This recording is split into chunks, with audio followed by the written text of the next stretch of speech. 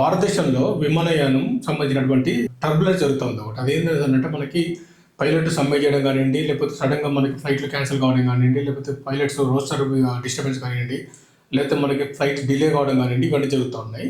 చూసే మనకి ఏమనిపిస్తుంది అంటే మనకి ఏదో ఒక పర్టికులర్ కంపెనీకి సంబంధించిన ఫ్లైట్స్ అంటే ఇండిగోకి సంబంధించిన ఫ్లైట్స్ డిస్టర్బ్ అవుతుందని చెప్పి. కానీ ఓవరాల్గా తీసుకున్నది అంటే భారతదేశంలో మోనోపోలీ నుంచి జియోపోలీలాగా తీసుకున్నది అంటే మనకి ఎయిర్ ఇండియా ఒకటి, తర్వాత ఇండిగో ఒకటి, రెండు మాత్రమే క్యారియర్స్ ఉన్నాయి. రానున్న కాలంలో మనకి ఇంకా మల్టిపుల్ క్యారియర్స్ రావాల్సిన అవసరం ఉందని చెప్పి మినిస్టర్ ఆఫ్ సివిల్ ఏవియేషన్ వాళ్ళు ఫైట్ చేశారు. ఆల్రెడీ ఒక 2 కొత్త క్యారియర్స్కి మనకి పర్మిషన్ ఇచ్చిండు. ఒకటి ఫ్లై ఎయిర్ ఒకటి, ఫ్లై ఎక్స్ప్రెస్ ఒకటి, అల్ హింద్ ఎయిర్ అనేది ఒకటి, 2 కంపెనీస్ పర్మిషన్ ఇచ్చారు. తర్వాత మన దేశంలో టైర్ 1, టైర్ 2 సిటీలలో మనకి ఉడాన్ స్కీమ్ స్ట్రెంథెన్ చేయాల్సిన అవసరం ఉంది. తర్వాత కొత్త ఎయిర్పోర్ట్ తీసుకోవాల్సిన అవసరం ఉంది. ఈ ఎయిర్పోర్ట్ సస్టైన్ అయినంత వరకు గవర్నమెంటే వాటిని కాపాడాల్సిన బాధ్యత గవర్నమెంట్ మీద ఒకటి కనపడుతూ ఉంది.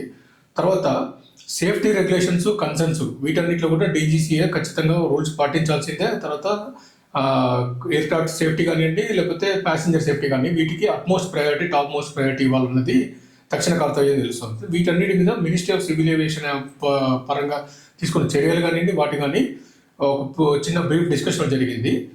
దానికి సంబంధించిన లింక్ కింద ఇస్తున్నాను, ప్లీజ్ అది కూడా వాచ్ చేయండి. Thank you.